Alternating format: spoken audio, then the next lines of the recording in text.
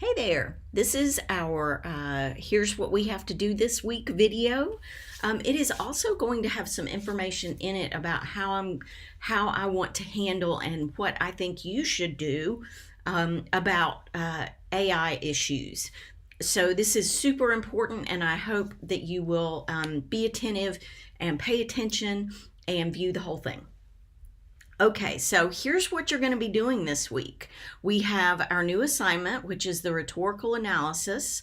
You have a reading to do here, and I've got that posted below. It's a PDF. I'm asking that you review some lecture notes, the MLA lectures that I've posted, and some associated websites. Complete the discussion board, the weekly reading quiz, and the MLA quiz. This is also going to say, please view this video, and it will have the link that brought you to this video, but it's not there yet, obviously, because I'm not done with this video.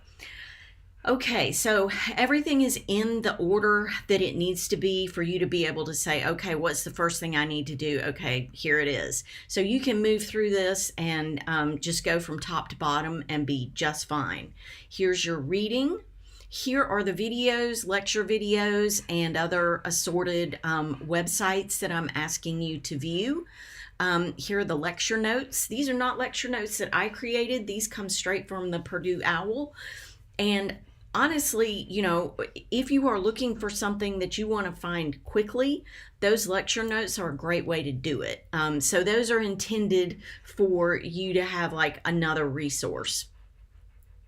Some videos having to do with how to set things up if you want to get everything correct.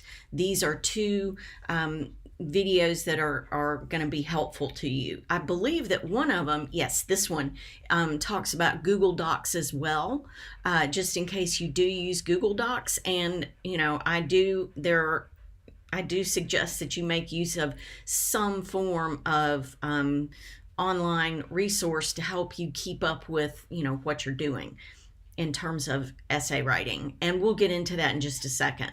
But these are the two videos having to do with like technological stuff, tech tips.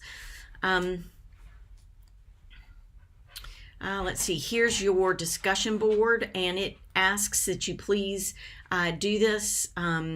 I didn't put a due date on it. I'm going to put a due date on it. It'll be due by Sunday, and you do not need to respond to your classmates unless you just want to. And okay, so let me get back down there. Yeah, so here's what I'm asking you to do is basically tell me what text associated with the topic you're going to be using for the semester. What you're going to pick a text that pertains to that topic, and you're going to perform a rhetorical analysis on it. Down here we have the reading quiz and then the MLA quiz. Use your resources for both of these because you get one shot at them. I'm not going to reopen them after you've taken them once. You get one shot because you can use your resources. So make sure that you use those resources. Otherwise, some of those might be kind of difficult to answer. I've tried to make them fairly straightforward, and they should be giving you the grade as soon as you get done because none of them are fill in the blanks or anything like that. So that's what's due for this week. Now, I had somewhat of an issue with some AI. With a paper that had some very, very strong hits related to the use of AI.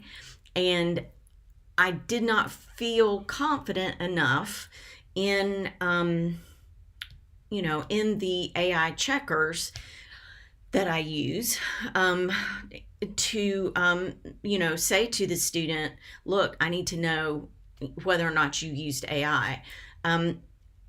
I also don't want to run the risk of a false positive, and I don't feel like the resources that are available to teachers to check on that sort of thing are especially reliable. So what I'm going to ask you to do, I'm going to suggest that you do this. You don't have to do it, but I can assure you that at some point in the future, you will be, if you haven't already, you will be accused of using AI. And whether you used AI or not, you know, isn't going to be the question. You know, the question is going to be, can you show the instructor definitively that you did not? And it's really hard to prove a negative. So that's one of the reasons that this is such a sticky wicket to me.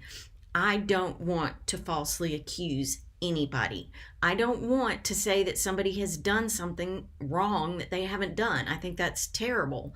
And I also am not interested in overly depending on technology. I am a strong believer that Ron Weasley's dad in Harry Potter was correct when he said that you should never trust anything that thinks if you can't see where it keeps its brain. And I can't see where these AI checkers keep their brain. So I don't especially trust them. I prefer to trust you. Please don't damage that trust. But what I will say that you should do is you should make use of OneDrive or Google Docs or because both of those do this. And I'm sure that there are other resources you can use that could show this sort of thing. But if you use OneDrive and you use, Word within 365 or whatever that is, that allows you to save your essays as you go, then you're going to wind up with basically a document history that will show your instructor what you did and let them see that you actually wrote from start to finish. And I'm going to show you what that should look like. Version history will show you the various edits that you make. So I created this document way back on August 14th, 2023. And you see it's just a paragraph. And then I went in a little while later and made some more changes to it.